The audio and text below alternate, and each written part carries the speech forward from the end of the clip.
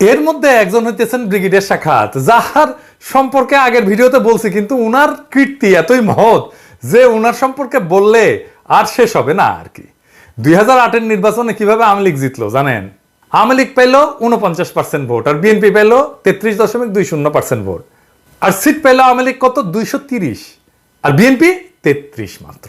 এটা কেমনে কিভাবে হইল? আসেন এটা একটু দেখি, এবং এর পিছনে কুশীলব কে ছিল।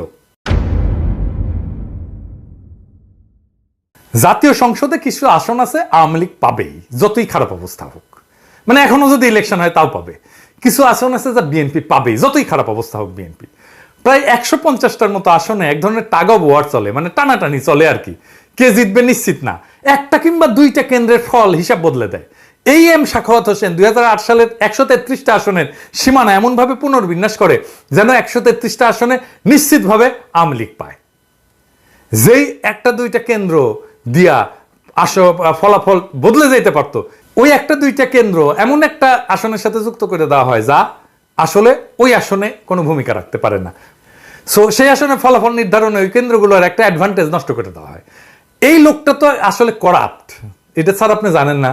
হ্যাঁ, আপনি তারে পাশে রাখছেন। চট্টগ্রামে থাকার সময় সেনাবাহিনীর গম চুরির দায়ে আর্মি থেকে ডিসমিসছে। তো এই লোককে নিয়ে প্রফেসর ইউনূস কেমনে কাজ করবে? আমি শুনছি উপদেষ্টা পরিষদের মিটিংয়ে নাকি মিলিটারি মেজাজ দেখায়। সত্য মিথ্যা জানি না, কেমন খাইসটা দেখেন। ডরে বিদ্রোহী পুলিশদের সাথে কথা বলতে রাজারবাগ পুলিশ ফাঁড়িতে যায় না, আবার মিলিটারি মেজাজ দেখায়। শুনলে একদম পিত্তি জইলা যায় এই সমস্ত কথা শুনলে। এখন সুশীল হয়ে বসছে, এখন সরকার হয়ে বসছে। আর তৌহিদ হোসেন সাহেব, আমি কিন্তু ওনারা পছন্দ করি। উনি কিন্তু 11 সময় পররাষ্ট্র সচিব ছিলেন। ব্যক্তিগতভাবে অত্যন্ত সজ্জন মানুষ, সন্দেহ নাই।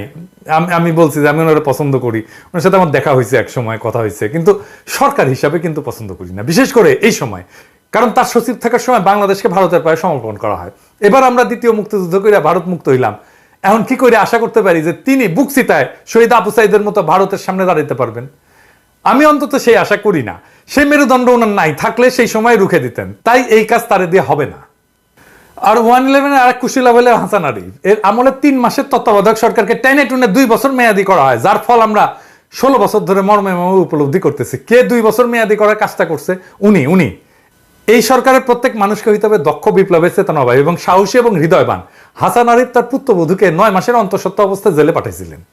জেলেই মহিলার বাচ্চা হয়েছে। আপনার যত বড় শত্রু হোক না কেন, 9 মাসের অন্তঃসত্ত্বা নারীকে আপনি জেলে পাঠাইতে পারেন?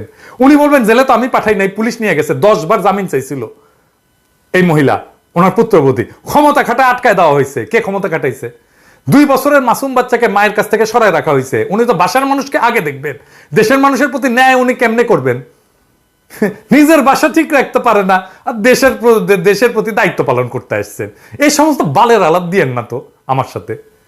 তার অপকর্মের ফিরিস্তি পরে দেওয়া যাবে। যাই হোক, স্থানীয় সরকার পল্লী উন্নয়ন সমবায়ের দায়িত্ব যদি কাউকে দিতে হয়, তাহলে তো 1-11 একজন কুশীলবকে কেন? এই বিষয়ে তার কি বিদ্যা, কি অভিজ্ঞতা? সরকার কি এরকম একটা বাটোয়ারার বিষয়? এবার আর কয়েকটা প্রশ্ন রাখি।